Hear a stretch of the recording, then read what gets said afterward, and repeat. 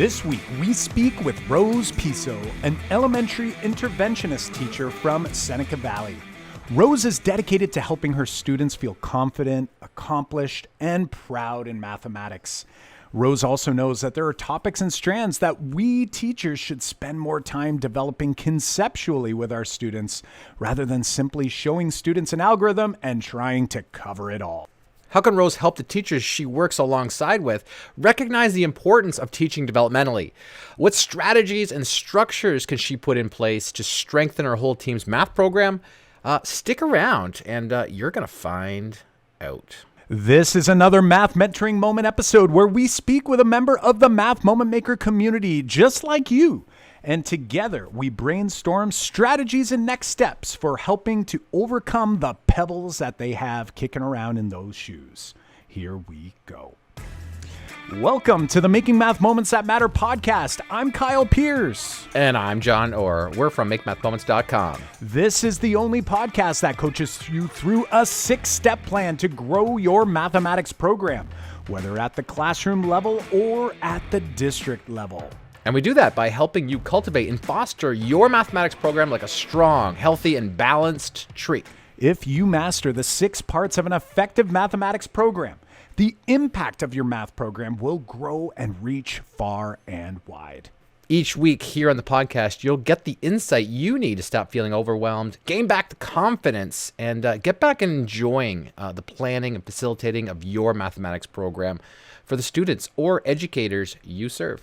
Each and every day we're chatting, all 6 parts of the tree are involved in any effective mathematics program. But one area today is going to stick out like a sore limb, because we're going to talk about the limbs of the tree, which represents either your school or district professional learning structure. Or if you're a classroom teacher, you can think of this section of the tree as your professional learning plan, the plan you have for yourself. Stick around, and we're going to work with Rose to help strengthen that part of her mathematics program tree. And what's interesting you'll find in this conversation is that Rose comes to us with a very common problem or a pebble of that when we have teachers working together. Rose being an interventionist teacher is seeing that the classroom teachers are moving a little too fast and wishes that they could slow down a little bit to work developmentally with some of the students who need that extra support and teach it at a deeper level. It's understandable that teachers move a little bit faster because they're concerned about covering all the concepts. We talk about that here. So we think back to the tree and the 6 parts of the program. Rose is kind of suggesting that the teachers she's working with need help on the branches of the tree, which is our pedagogy, our teacher moves. We talk about how to she might be able to help with suggesting some structures on what they could do to change some of that. It's also linked to the roots of the tree. If teachers had a better understanding of teaching developmentally, they might be able to introduce that in the classroom. However, in this episode, we help Rose herself with a professional development plan that she could put into place in her school with the teachers so that they can take action to carry out those other elements of the tree. So we're covering a lot of ground here in this episode. I love it. Let's dig in, and we're going to turn it over to Rose. So what I put in the chat is, for example, how do I get my colleagues to slow down? Because we're all so worried about that flipping test at the end of the year. And I'm from PA, Pennsylvania. So I'm not in Ontario. I know you guys are up in Canada, but I know you have that same type of situation. You have that same end of the year test. And, I hear my colleagues time after time after time, I have to get here. Right. And let me just give you a quick example. I worked with a group of learning support students who needed, small group today on a test, fraction test. I was even involved in the making of this test. And as I was giving it, I'm like, I hate this test.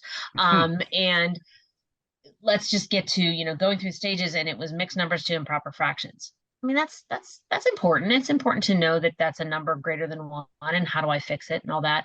And when those kiddos got there, they had no idea what was being asked of them. And so I know that a procedure was taught in the classroom but the understanding wasn't taught. And that's where I am right now. I am very stuck in how do I get my colleagues to understand it is so much more. It is so much more than the procedure. And it is 100% about the understanding. And I know that when they slow down to do the understanding, they worry about I'm not getting enough done. And that's my pebble. You know what I mean? I listen to the podcast. I know that this is going to sound terrible, but I know that what I'm thinking is correct. Do you know what I mean? Like slow down. And if they just get it, then when they see the answer of 6 and 8/8, they're not even going to bat an eye. That's 8 or that's 7. You know what I mean? Like, but now it's a frustration, and it's a systemic thing that I think, we worry about this test, and it's just a struggle. So, at 32 years, I'm struggling. I mean, because I guess I just feel like there's better that we can be doing. And that's where I'm kind of at. Yeah. We, first of all, like, bravo to you. And I would agree. I believe that you are correct as well. I'll put it that way. But, something we see happening a lot, and it happens not just in the classroom, it happens in other aspects of life. Like when certain things that you do are not the right move, but then we end up doing them anyway, right? Like it's almost like in your mind, you go, well, I know I need students to understand number and operations. Like that's the thing we preach nonstop. It's like really at the end of the day, there's so many things in math that are in the standards or in the curriculum. And, we are like, we're like, gotta go and check that thing off. We know at the end of it, they don't actually have a solidified understanding of what it is. And that oftentimes what's hindering them there is number sense and operations, but yet we don't seem to build in that time. And in reality, it just seems it's almost like when we get stressed, we just go, right? And it's almost like you almost lose all sense of logic, and you're like, well, if I just go as hard as I can, maybe I'll get there, And in reality, we know it's just not realistic. I'm wondering, what have you tried so far? And you're in an interesting role because you're an interventionist teacher. So you're not like a supervisor, like you're not like an administrator, you're a colleague. And I'm sure you're also in the back of your mind thinking, I don't want to be that person who, is going around and pointing fingers and, telling people what to do. Has there been any strategies you've tried, or has this been more of like a silent, like, I just wish I think I'm pretty lucky in the fact that my colleagues, I guess, respect. I don't know if that's the word to use, but they do respect. You know what I mean? Like I'll come in and literally just tonight, my colleague who gave that test, I texted her and I said, I have a thought. How about we break into some small groups tomorrow and let's really hit those concepts. Like I know these 2 kiddos that I had didn't get this. And how about let's revisit those concepts? You know what I mean? So I am in a unique position where they do, I guess respect is the word, that, my experience and in the fact that I am willing, I will find a resource. I mean, I have sent your website out. You know what I mean? I'm like, there's tasks here. Even if you don't subscribe, there's tasks here. And you know what I mean? Like use this.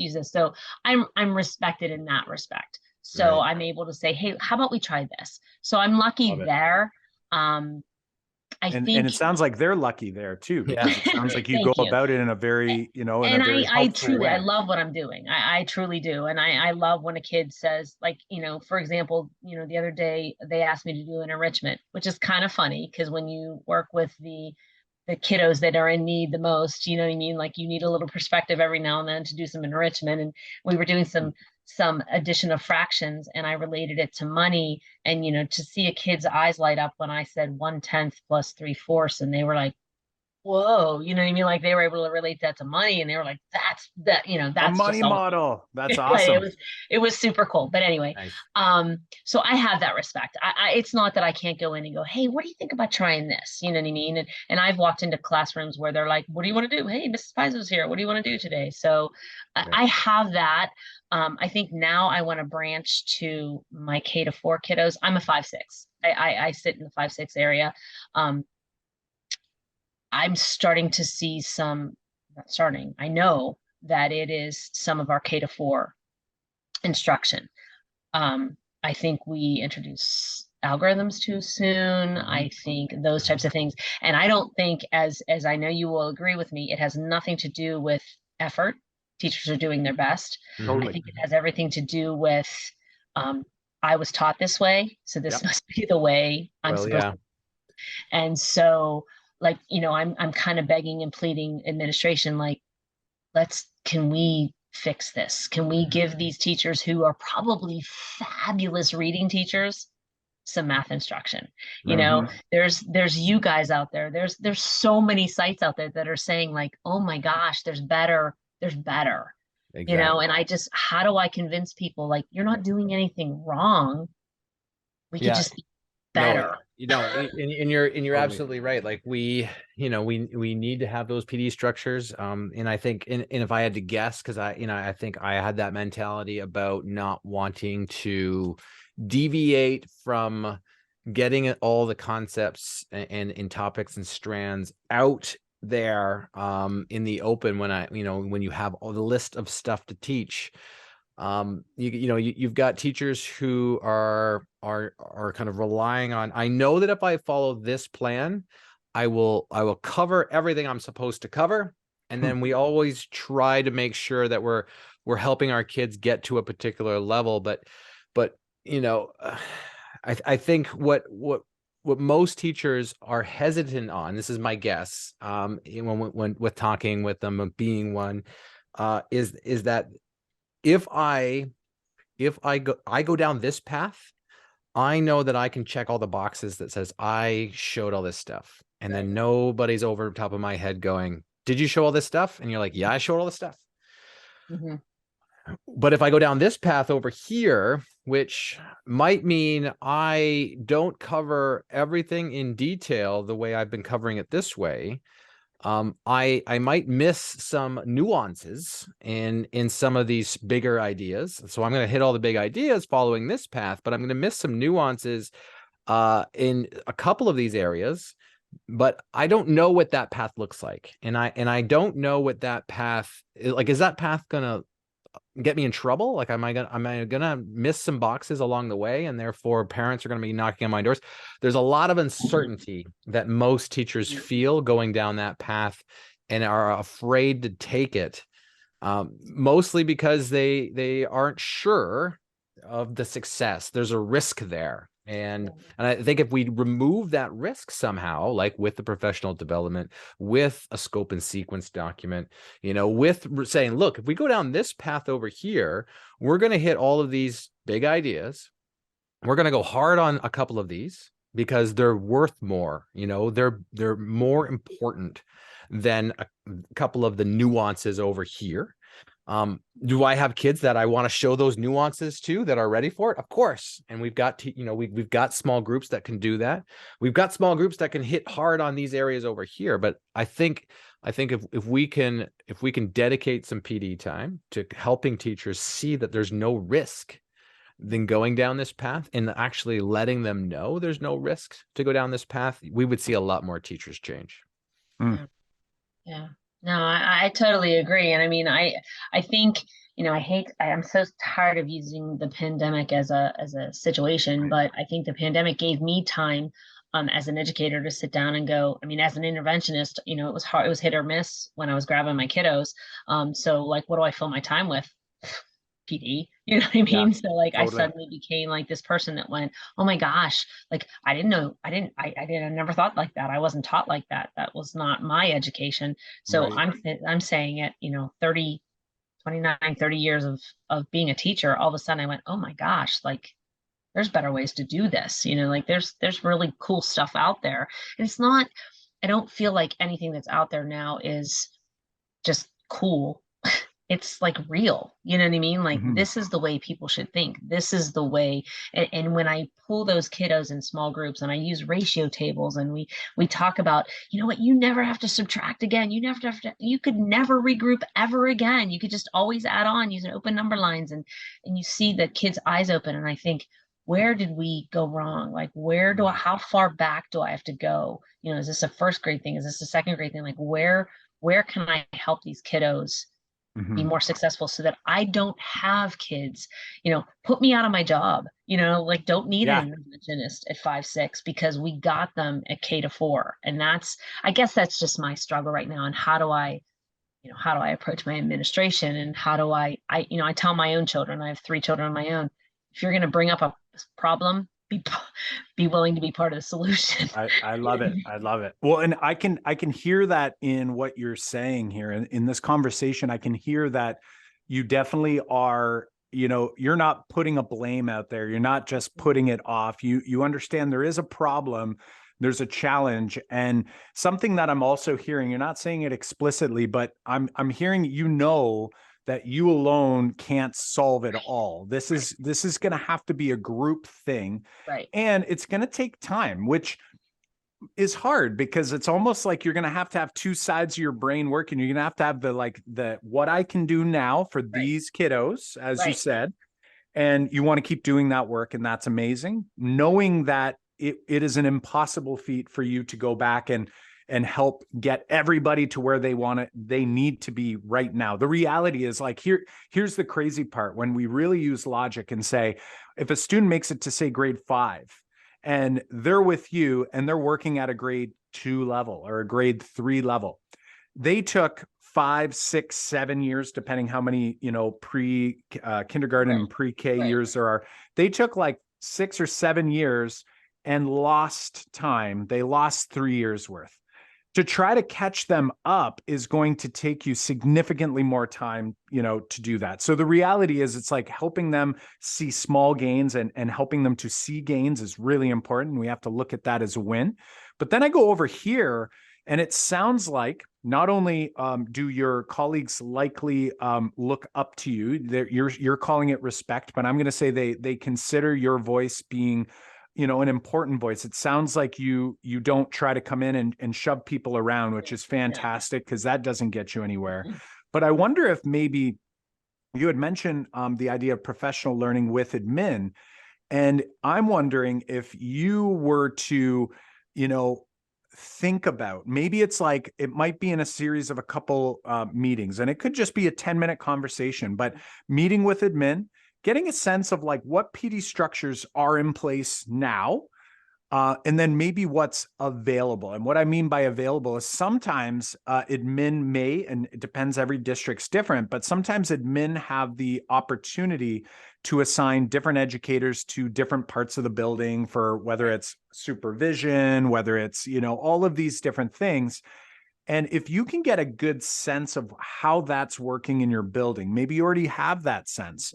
And then you were to walk away and you were to try to craft, some sort of opportunity for PD time to be reserved. And maybe it already exists now. Maybe it's not being maximized or utilized in the most beneficial way or productive way. And if you were to be able to maybe like grapple on that, some admin are going to be so supportive and like, yeah, let's dig in. Others are going to be like, I'm so busy.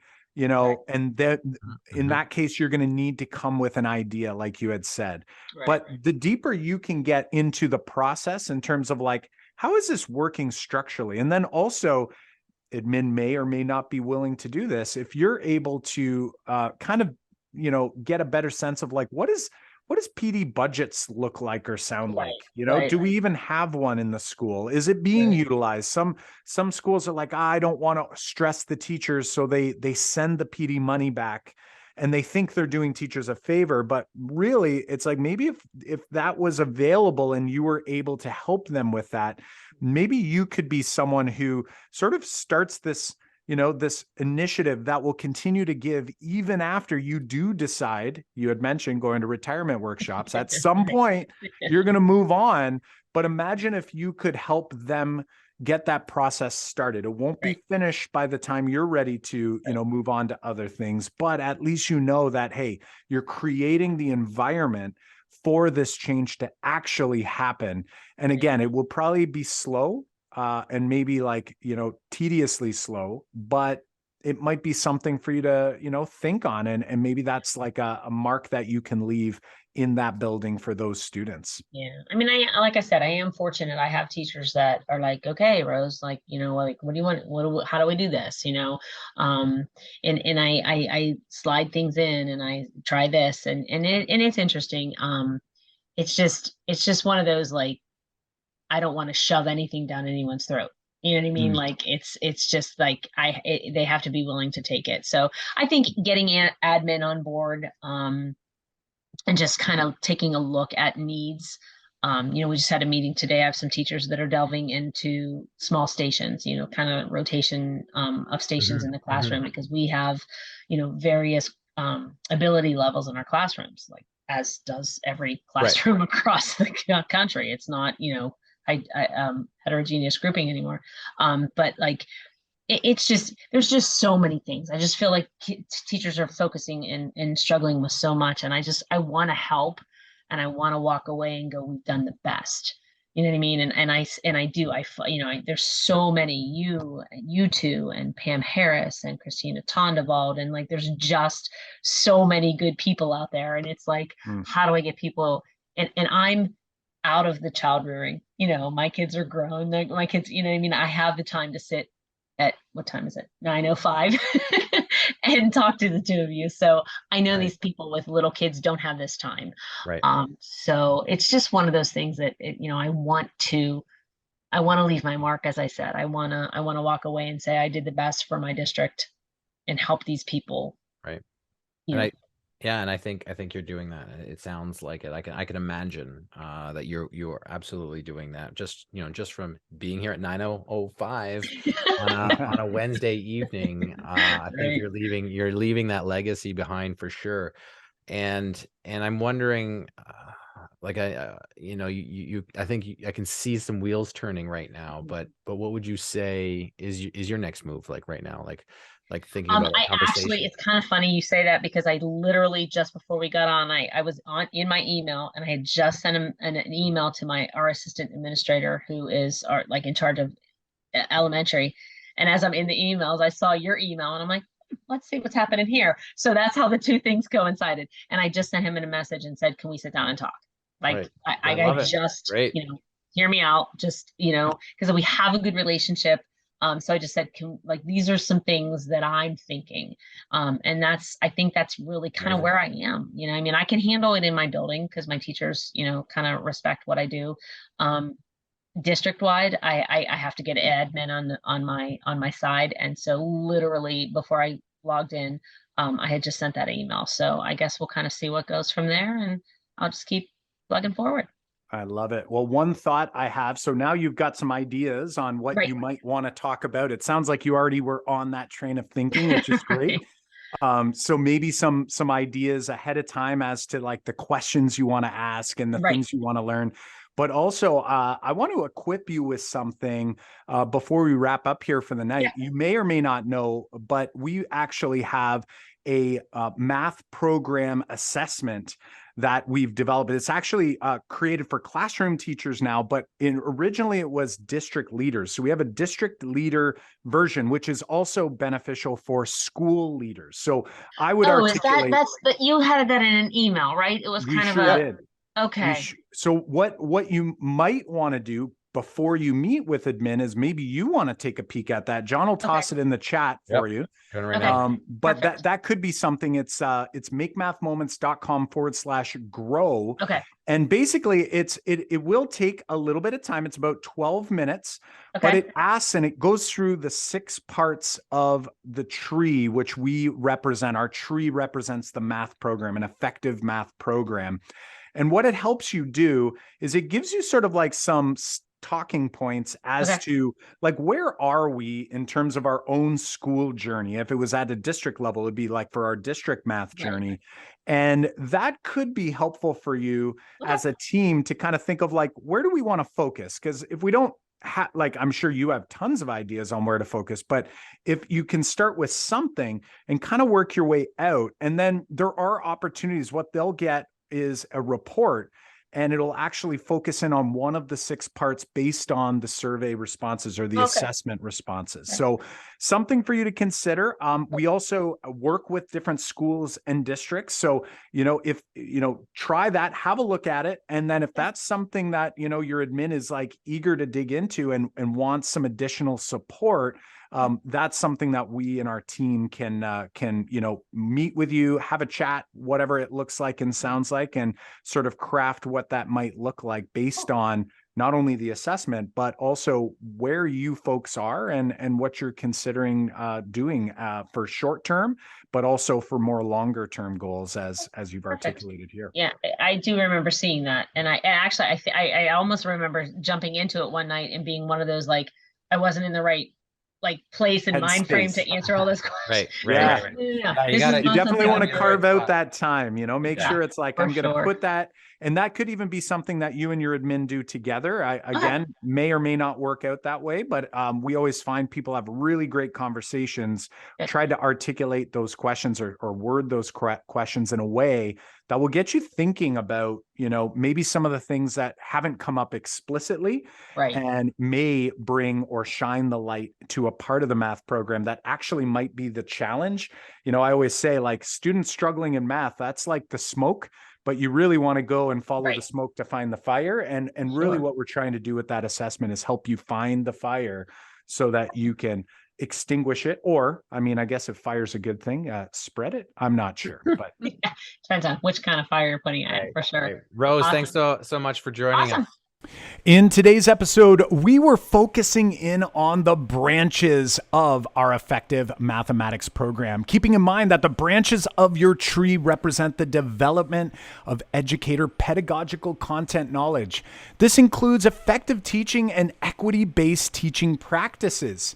If you're spending valuable professional learning time on too many things that don't make an impact, the tree's canopy will get heavy and begin to sag, hindering growth.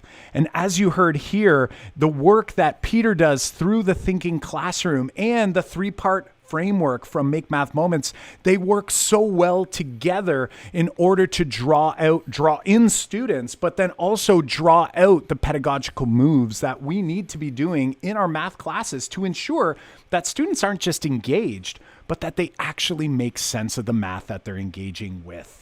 So here's your action plan. What are you going to pull from this episode? What are you going to think about putting in place to support your branches and to create that strength?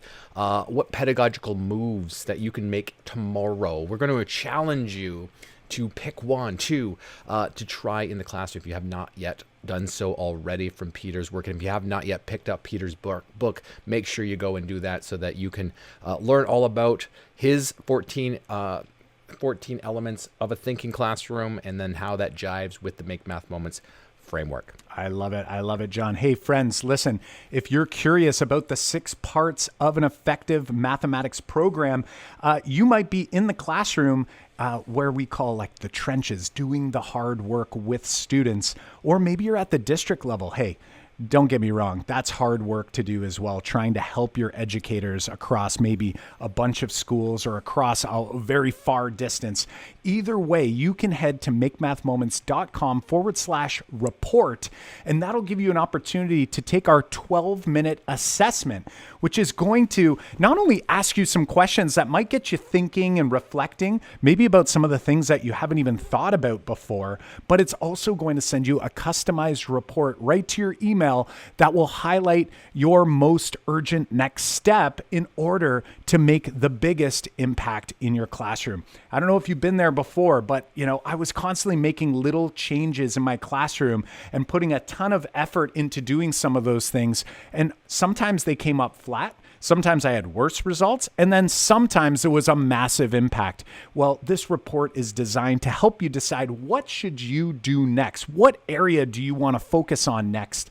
And then in that report, we'll even give you some next steps that you can take and some resources, some links, all kinds of goodies for you. So head on over to makemathmoments.com/report, and you can take that 12-minute assessment, regardless of whether you're a classroom teacher or a district leader. You're going to have the option to take the assessment that matches your role, and you'll get yourself that customized report. Hey, folks, don't forget, if this is the first time you've listened to our episodes here, hey, awesome, welcome. If not, if this is you're a few deep, then no matter what, we'd love for you to hit subscribe and give us a rating and review on your favorite podcast platform. We put episodes out every single week, have been doing so. This is episode 225, Kyle, so 225 episodes weekly. If you have not yet left that rating and review, please do so. We read them, and it fills our hearts every time we read those. Awesome stuff. Friends, on our website, makemathmoments.com/episode 225 is where you're going to find the links to resources, including a link to Peter's book, a link to some of his other useful resources as well, the Make Math Moments framework, and complete transcripts from this particular episode. Once again, head over to makemathmoments.com/episode 225, and you'll be able to grab those. Thanks for listening to the Make Math Moments That Matter podcast, where we help you grow your mathematics program like a tree so you can impact. Thanks for listening to the Make Math Moments That Matter podcast, where we help you grow your mathematics program like a tree so your impact can reach far and wide. Well, until next time, my Math Moment Maker friends, I'm Kyle Pierce. And I'm John Orr. High fives for us. And a high five for you.